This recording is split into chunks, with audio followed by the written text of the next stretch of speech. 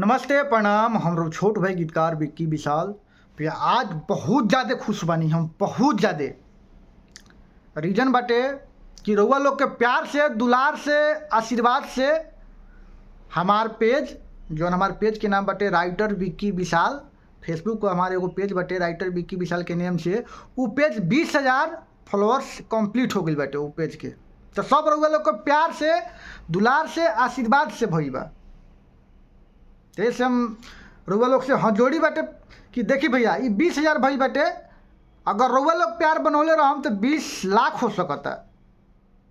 काहे से अपना जीवन में हम जथी भी कइले बानी सब रउआ लोग के प्यार से, आशीर्वाद से ही कइले बानी हम।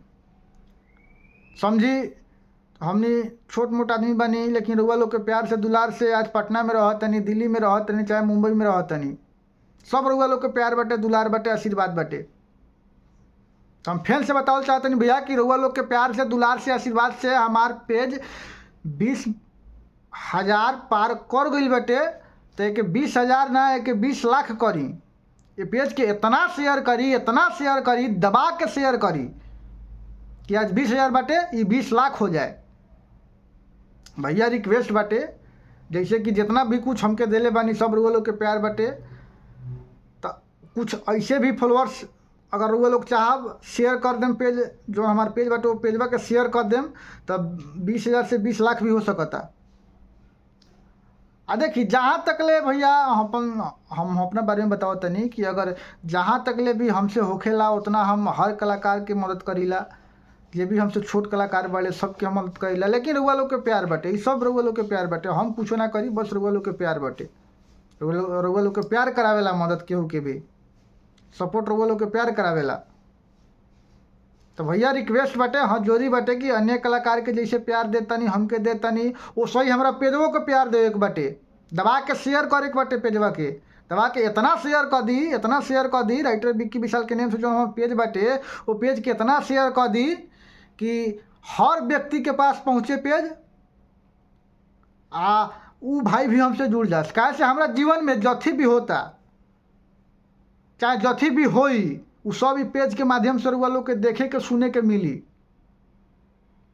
ये पेजवे के माध्यम से रउआ लोग के सुने के, देखे के मिली कि हमारा जीवन में का होता, हम काथी करतनी, कहाँ जातनी, का करतनी, ये सब रउआ लोग के पेज के माध्यम से सुने के मिली। तब सब भैया से हाथ जोड़ी बाटे, विनती बाटे कि भैया एक एक बार पेज शेयर कर दी। जे भाई अगर हमसे गुस्सा हुई हो भाई से माफ़ी चाहतनी, लेकिन भैया तोहार छोट भाई बानी हम, एक एक बार पेज शेयर करो। और 20,000 ना, ये 20 लाख करो, 20,000 ना 20 लाख करो। फिर से बताओ चाहते नहीं भैया, रउआ लोग के प्यार से, दुलार से हमारे पेज 20,000 क्रॉस यानी पार कर गई बटे। तो एक 20,000 ना 20 लाख करी, इतना शेयर कर दी दबा के कि 20 लाख हो जाए। और जौन भी हमारा जीवन में कुछ होखो, गम होखो चाहे खुशी होखो, ये सब यही पर रउआ लोग के देखे के मिली।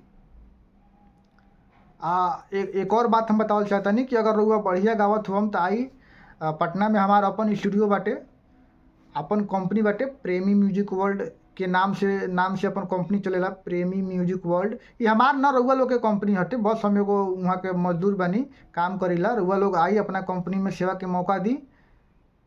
प्रेमी म्यूजिक वर्ल्ड हमारे एगो कंपनी बाटे, उससे जुड़ी। आज जाते जाते भैया बतावल चाहतनी भैया कि अगर कौनो भी हमरा से काम होखे, कौनो भी काम होखे तो डायरेक्ट हमके कॉल करी, डायरेक्ट हमके कॉल करी। हालांकि हम अपन नंबर रउआ लोग के देले बानी, एक बार और हम बोल देतनी, नंबर लिख ली रउआ लोग, 9006926531, यानी 9006962531। एक और मेरा नंबर है 9931767800। ये 2 ठो मेरा नंबर है। आपको जब भी ज़रूरी पड़े मुझसे तो डायरेक्ट मुझे कॉल कीजिए, डायरेक्ट कॉल कीजिए भैया मुझे।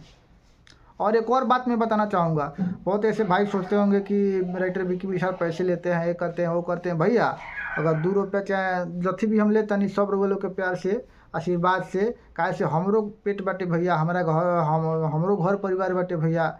तो समझ कि भैया अगर मजदूरी करत तनी 2 रुपया मजदूरी ना देबो तो के काम चली भैया।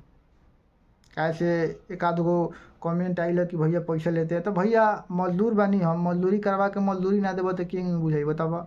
हमरो न पेट बाटे भैया, हमारा घर परिवार अगर हमनी के खर्ची चलता, खाना खुराक चलता तो सब रउआ लोग के देन से चलता। हमारा घर के चाहे हमनी के केहू के भी कलाकार बंधु के अगर खर्ची चलेला तो सब रउआ लोग के प्यारे से चलेला। तो ये सबनी मजबूरी में भैया पैसा लीला। हालांकि जौन भी कुछ बानी सब रउआ लोग के देन बाटे, दुलार बाटे, आशीर्वाद बाटे।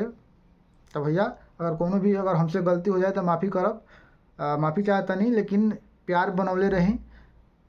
आप पेज के हमरा जरूर पेज के शेयर करी या फॉलो करी। राइटर विक्की विशाल के नाम से मतलब हमार पेज बाटे, वो पेज के शेयर करी और फॉलो करी। भैया जाते जाते बताओ तनी कि सब भैया से जोड़ी बाटे, बिनती बाटे कि पेजवा के एक बार शेयर कर दो। भैया वीडियो देखत रहे लेकिन शेयर नहीं करत, एक बार वीडियो शेयर कर दो, आप पेज के फॉलो कर दो। रिक्वेस्ट बाटे भैया। जय हो भोजपुरी समाज।